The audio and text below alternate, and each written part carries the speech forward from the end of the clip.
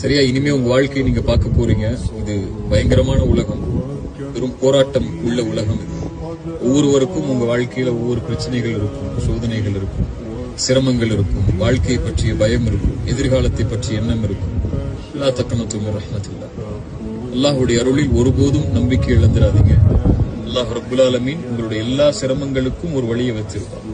எல்லா சோதனைகளுக்கும் அல்லாஹ் ஒரு முடிவு வைத்திருப்பான். அல்லாஹ்வோட இணைந்திருங்க, அது போதும். அல்லாஹ் பார்த்துப்பான்.